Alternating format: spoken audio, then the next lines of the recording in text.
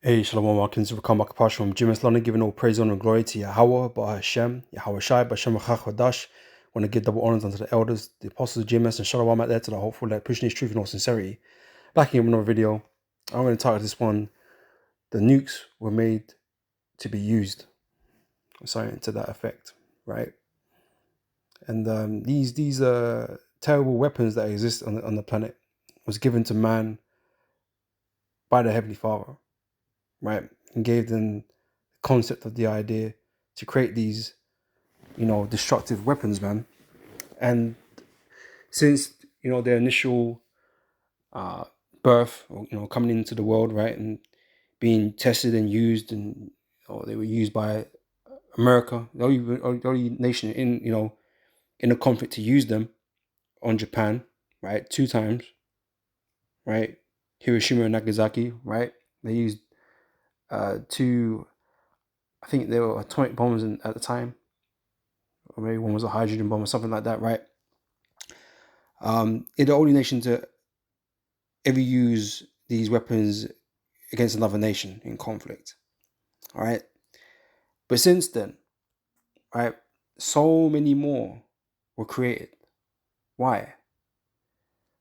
Are they just there to be, to be stored up in a cupboard somewhere, in a bunker somewhere? Or, is it just there to well, I'll say look pretty, but they don't even look pretty, but just there to sit there, right? Supposed deterrent, we're just gonna hold them.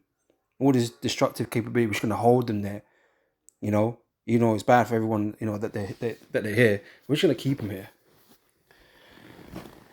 The truth of the matter is, the Most High had you make more for reasons for himself, right?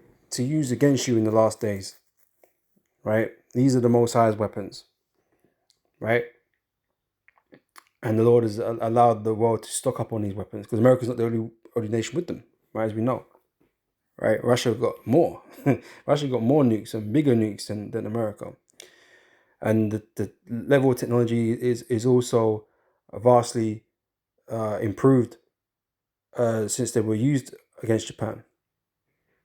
All right, so they're super destructive now.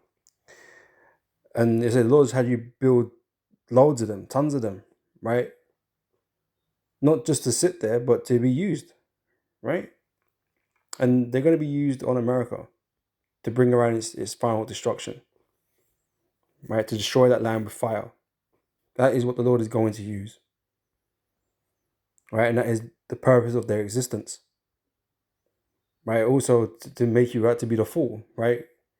Because it's a shame to be killed by your own weapon, right?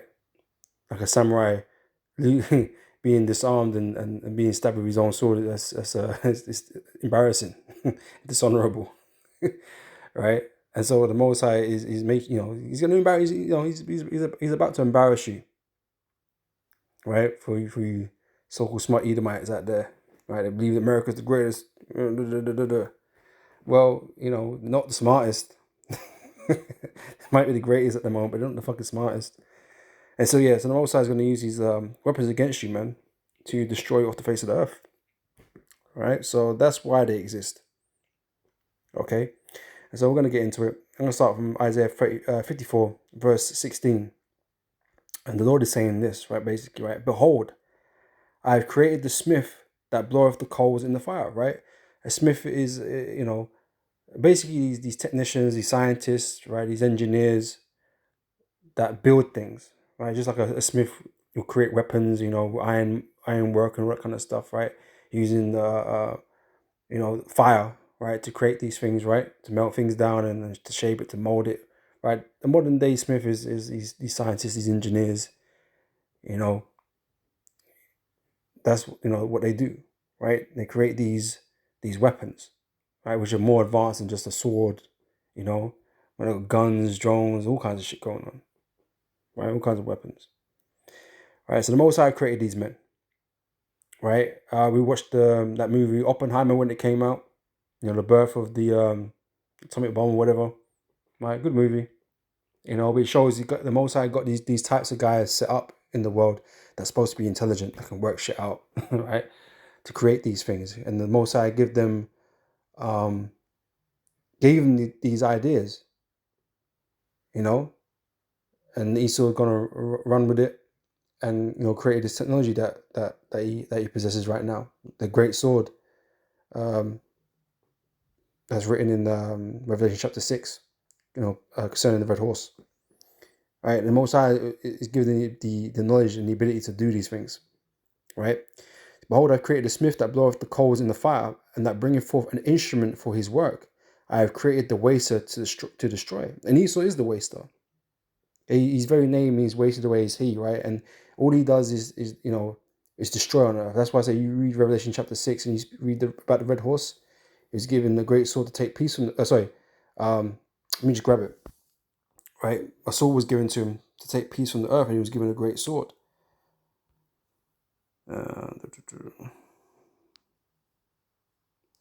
What verse is it? 4, right? So then there went out another horse that was red, and power was given to him that sat thereon to take peace from the earth, right? And this is why he's always involved in some type of war, whether it be overt or covert. And then whether he's got proxies fighting it, invading, these different weaker nations and that, using terrorist cells or whatever the case may be. He's always, causing war on the earth. And America making more money from war than anybody else on the planet. What do they call that? The military industrial complex, man. America's a war machine. They make hell of money from war. Got all kind of mercenary groups and all kinds of shit going on, right? That's them. They fuel that. Okay. So that they should take peace from the earth, and that they should kill one another, right? They're the cause of 2 world wars, right? Mass death, right? And there was given unto him a great sword, right? And this great sword, okay, it's beyond, it's beyond the regular sword that they have, like guns and missiles, right? He have, as they call it, weapons of mass destruction, right? I.e. these nuclear weapons. And that's what he possesses in his arsenal. He's a greatest weapon, but that everybody's afraid of. All right, but he's not the only one that possesses them now. So the world is in a bit of a chaotic state, because when war is going to fall out, then these nukes are going to be used in that time, and that's the whole idea. That's the whole point. That's the Lord's intention. Right. So the Most High created these guys to bring these weapons to manifest in this time. Right. Jeremiah 50 verse 25 says, "The Lord have opened his armory." Right. You're going to see his loadout. You know what I'm saying? You're going to see his stock, what you got in the cabinet. And basically is all the things that have been created. Everything is part of his armory. Everything is a tool to him that he can use. So the fact that he's got Esau creating all these weapons is for the Most High to use, man. And the Most High can use them against him. And that's what he's going to do. The Lord have opened his armory and have brought forth the weapons of his indignation, right? He's had these missiles created, and guess what? They've been preserved. They're not being used. They're not being wasted. The Lord is storing them, preserving them, keeping them for the day of his wrath. That's why they're not really being used. That's why they're just sitting there, in underground facilities or whatever. Right? They're waiting. Okay, they're on standby. Right? It says, "For this is the work of the Lord God Yahweh of hosts in the land of the Chaldeans." Right? This is all the master plan of the Heavenly Father. Right? And it's all, like I said, all manifesting and coming to pass. Right? It's Isaiah 13. Let's see. I'll read from the top, verse 1. "The burden of Babylon, which Isaiah the son of Amos did see," right? And Babylon is a term or a way of describing America today in this context here, right? America is representative of Babylon here, right? So it says, "Lift ye up a banner upon the high mountain, exalt the voice unto them, and shake the hand that they may go into the gates of the nobles. I have commanded my sanctified ones. I have also called my mighty ones for mine anger, even them that rejoice in my highness. The noise of a multitude in the mountains, like as one of a great people, a tumultuous noise of the kingdoms of nations gathered together. The Lord of hosts mustered the host of the battle." Right, and what is going to explain or describe is the missiles, right? It says like as of a great people, the noise of it, right? Because they're noisy weapons, man, right? Hella loud, right? So they come from a far country, right? So we know these things are missiles. They're shot from far distances. Some are intercontinental ballistic missiles. Okay, that have that shot from long trajectories up and over. That's the technology that they're using in these missiles these days, right? And they've got multiple warheads and all kinds of things. You don't just drop them out of a plane now, like the original ones. You didn't have a system to launch them. You just drop them on something and hope it hit. Now they got GPS on them and all kinds of things. They hit a target and all kinds of shit. So they come from a far country, from the end of heaven, right, the utmost parts of the earth, from one side to the other. That's basically what Russia is.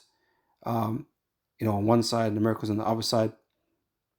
That's they're shot from one end to the earth to the other, right? Even the Lord and the weapons of his indignation, right? The Lord's weapons of indignation to destroy the whole land, right? Again, that's these missiles. It says, "How ye, for the day of the Lord is at hand; it shall come as a destruction from the Almighty." Right. So these missiles are being prepped and primed, ready to be used for that day of the Lord's vengeance, of his indignation, right? And they're going to be shot from one end of the earth to the other. They're going to be shot from these different nations that have them, right, into the land of America, which is like I said, the utmost parts of the earth. It's the other side. Okay.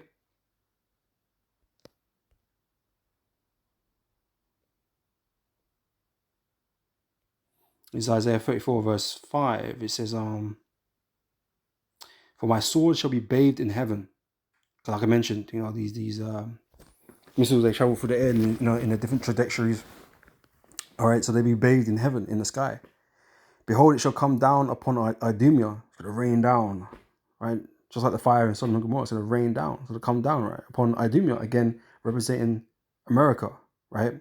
"Upon the people of my curse to judgment." Okay?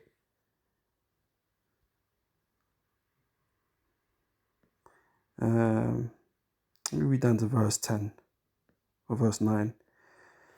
It says, "And the sword of the Lord is filled with blood. It is made fat with fatness, and with the blood of lambs and goats, with the fat of kidneys of rams. For the Lord have a sacrifice in Bosra, and a great slaughter in the land of Idumea." Right? America is going to be completely destroyed, man. Everybody that's in it, okay, is going to be destroyed with it. Right? So that's a great slaughter.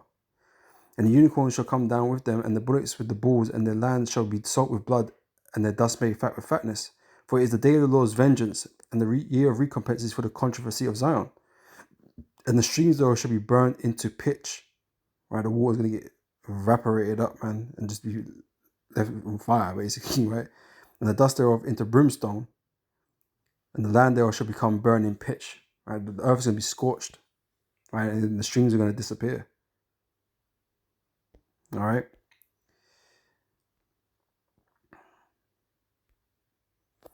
This is Joel chapter 2. And verse 1 says, "Blow ye the trumpet in Zion, and sound an alarm in my holy mountain.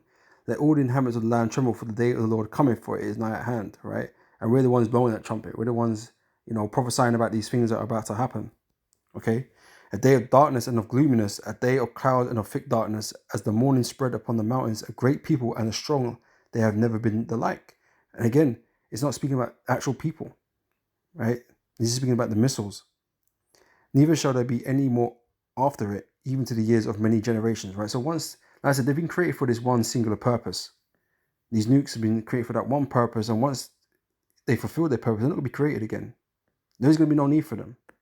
Right? They're here to serve that sole purpose of destroying the land of America. Okay? "So the fire devoureth before them, and behind them a flame burneth." Right? The flame behind them is the propulsion system. Okay?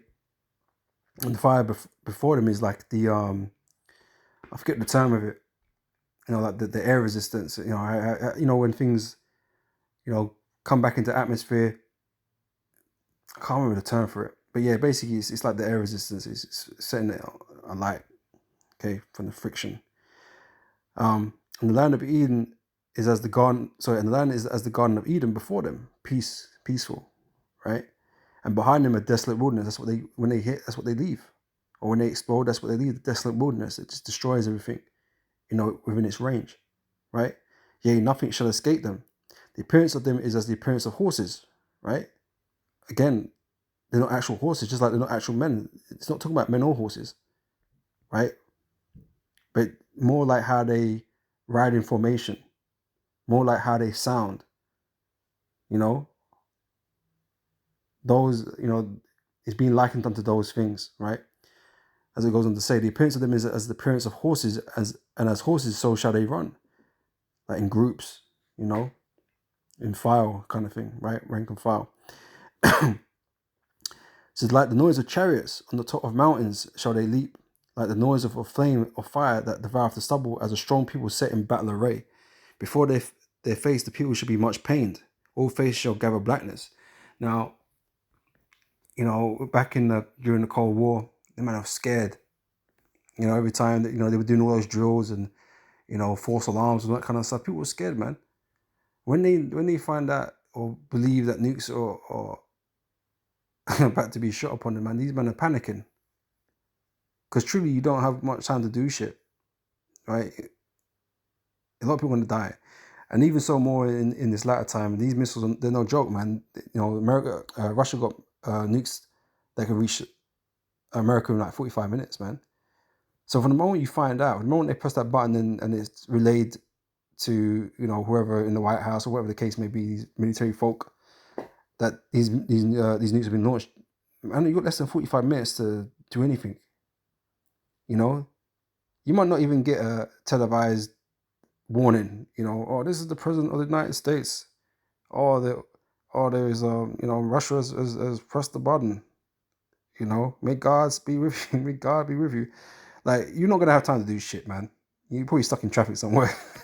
You ain't getting home. You ain't doing nothing. So these people are gonna be afraid. They're gonna be scared, of course. Right. So they're gonna be in pain. Right. It says, before their face the people shall be much pained. All faces shall gather blackness. And they're gonna become in that very sorrowful, mourn state. They shall run like mighty men. They shall climb the wall like men of war. And they shall march every one on his way. They shall not break their ranks. Okay, I mentioned the ranks earlier. Neither shall one thrust another. They shall walk everyone in his path, and they shall not. And when they fall upon the sword, they shall not be wounded. Right, because they're not alive. Right? These are devices made to blow up. All right. They shall run to and fro in the city. They shall run upon the wall. They shall climb up upon the houses. They shall enter in at the windows as a thief. When these things explode, they consume and envelop everything. Right? They'll go through what they need to go through. They'll destroy. Wherever they touch it, it's gonna run through it. Right? The earth shall quake before them. Right? That's what tends to happen, man. Great shock waves. When they explode, great shockwave occurs, right? And I said there's gonna be many of these things. Right? The earth is gonna shake to and fro like a drunkard, the scripture speaks about. It's gonna be so fucking devastating. Right? You're gonna need to find new numbers on that Richter scale to quantify it. It's gonna have such an impact on the earth. Right? It says the earth shall quake before them, the heavens shall tremble. Everything's gonna fucking shake, man. The sun and the moon shall be dark, and the stars shall withdraw their shining, because all that clouds of smoke, right, is gonna obscure the view, or the light of the sun and the moon. So it's gonna become dark. All right. So that's what he's speaking upon. This is 2 Peter chapter 3, verse 10. And it says here, but the day of the Lord will come as a thief in the night. Right? Comparison of the thief. Again, it's going to happen quickly and suddenly. You're not going to be expecting it. Right? You're not going to be ready or prepared for it. Right? But the day of the Lord will come as a thief in the night, in which the heavens shall pass away with a great noise. This is the same thing. It's the same thing we're hearing right now. Shall pass away with a great noise, and the elements shall melt with fervent heat. Okay, and that's what these nukes are. They're like chemical reactions. you know, on an atomic level. So the elements are being melted, right, with fervent heat. Great heat comes out of these things. And the earth also and the works that are therein shall be burned up. Right, so seeing then that all these things shall be dissolved, what manner of persons ought ye to be in all holy conversation and godliness, looking for and hastening unto the coming of the day of God Yahweh, wherein the heavens being on fire shall be dissolved, and the elements shall melt with fervent heat. Right? Again, it's all about these missiles. Right? I'm going to close out with Revelation 18. I'm going to read 10 and verse 19. Right? It says, standing afar off for the fear of her torment, saying, Alas, alas, that great city Babylon, that mighty city, for in 1 hour is thy judgment come. Right? It's obviously, talking about these thermonuclear missiles, man. Right? He's not talking about anything else. It's these missiles that these nations possess, and they're going to fire upon America. All right? These are the weapons of of the Lord, man. Part of His armory. All right. So standing for the fear of her torment, saying, Alas, alas, that great city Babylon, which is America, right? That mighty city, for in 1 hour is thy judgment come. All right, I'm going to jump down to verse 19, right? It said, and they cast dust on their heads and cried, weeping and wailing, saying, Alas, alas, that great city where we were made rich, right? People have been made rich by America because they've been selling all their wares there, right? All their goods, right? Everyone wants to do business with America, right? Wherein were made rich all that had ships in the sea by reason of her costliness. For in 1 hour she is made desolate. Okay, it's these missiles that are going to make that land desolate. Okay, that's why these missiles are being stockpiled. Okay, being saved and preserved until the day of the Lord's wrath. That's what He's waiting for. All right, so I said they're there for that purpose and that purpose only. All right, so that's it for this video. Lord, when this has been edifying, and I'll catch you brothers and sisters on the next one. Until next time, I say shalom.